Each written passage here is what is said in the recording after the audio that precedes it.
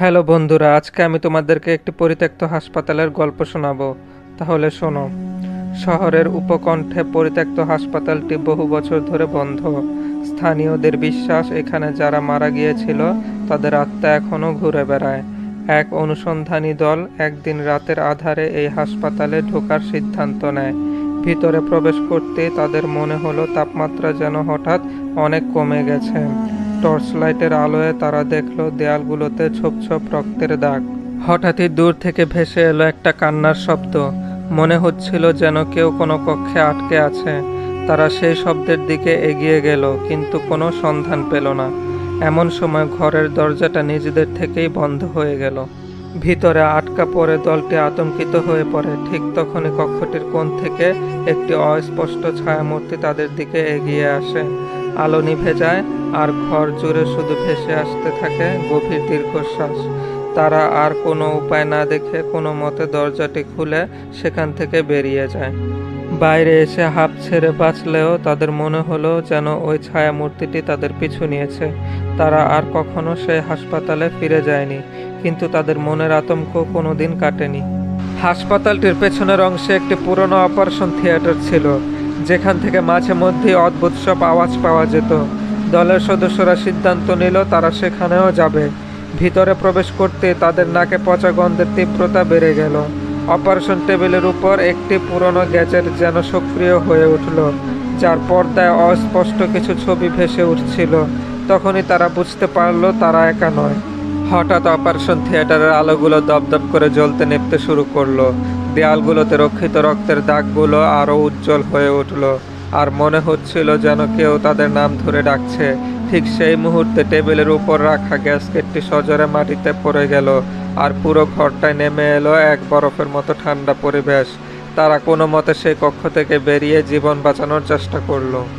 বাইরে বেরিয়ে আসার পর তারা লক্ষ্য করলো যে হাসপাতালের মূল ফটকটি ভেতর থেকে বন্ধ। চারপাশে ছায়ার মতো কিছু একটা নড়াচড়া করতে লাগলো, যা তাদের ঘিরে ফেলার চেষ্টা করছিল। আতঙ্কে তারা হাসপাতালের অন্য কোনো পথ খুঁজতে শুরু করলো, কিন্তু মনে হচ্ছিল তারা যেন একই জায়গায় ঘুরে ফিরে আসছে। এক পর্যায়ে তারা হাসপাতালের একটি ছোট দরজার সন্ধান পেল, যা দিয়ে বাইরে বের হওয়া সম্ভব হলো। বাইরে এসে তারা আর পেছনে ফিরে তাকায়নি, সোজা শহরের দিকে চলে গেল।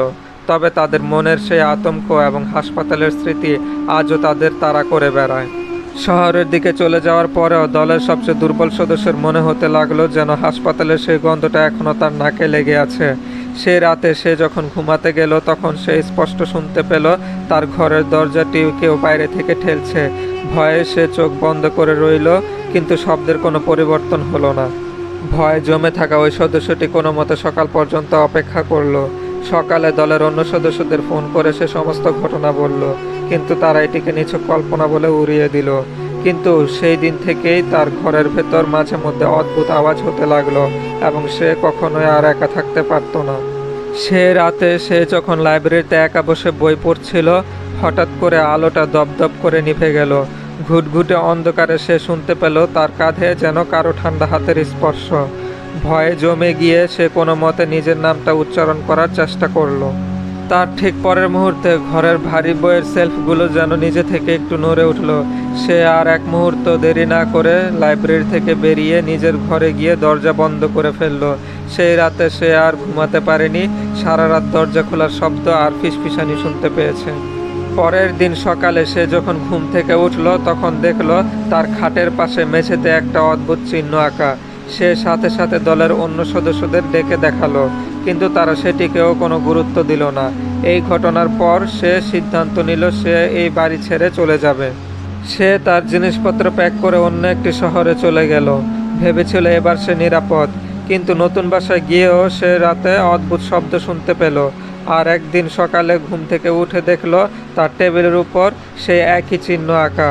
সে বুঝতে পারল যে সে কখনোই সে ছায়া থেকে মুক্ত হতে পারেনি। হতাশ হয়ে সে একজন প্যারানর্মাল গবেষকের সাহায্য চাইল। গবেষকটি তাকে জানালো যে কোনো বিশেষ বস্তু বা স্থানের সাথে তার আত্মা জুড়ে গেছে। গবেষকটি তাকে একটি বিশেষ প্রতিরক্ষামূলক কবচ দিল এবং পরামর্শ দিল ওই পরিত্যক্ত হাসপাতালে ফিরে গিয়ে একটি নির্দিষ্ট আচার পালন করতে। সে গবেষকের কথা মতো গভীর রাতে আবার সেই পরিত্যক্ত হাসপাতালে ফিরে গেল। কবচটি সাথে নিয়ে সে সেই অপারেশন থিয়েটারে প্রবেশ করলো, যেখানে আগে অদ্ভুত ঘটনা ঘটেছিল। চারিদিক আবার নিস্তব্ধ, শুধু বাতাসে ভেসে আসছে ঠান্ডা স্রোত। সে কাঁপা কাঁপা হাতে আচার শুরু করলো। আচারটি শেষ করার সাথে সাথেই পুরো ঘরটি কেঁপে উঠল এবং অপারেশন টেবিলের উপর একটি আলোর ঝলকানি দেখা গেল। সেই আলো থেকে একটি ছায়া মূর্তি বেরিয়ে এসে তার দিকে হাত বাড়ালো, কিন্তু কবচটির প্রভাবে কোনো ক্ষতি করতে পারল না। মূর্তিটি মিলিয়ে গেল এবং সাথে সাথে পরিবেশ শান্ত হয়ে গেল। সে বুঝতে পারল যে সে অবশেষে সেই অভিশাপ থেকে মুক্ত হয়েছে। এই ঘটনাটি এই জন্য ঘটেছিল কারণ ওই বিশেষ আচারটি সম্পাদনের মাধ্যমে তার আত্মার সাথে হাসপাতালের সেই অভিশপ্ত যোগসূত্রটি পাকাপাকিভাবে ছিন্ন হয়ে গিয়েছিল। এরপর সে সুস্থির ও স্বাভাবিক জীবন ফিরে পেল।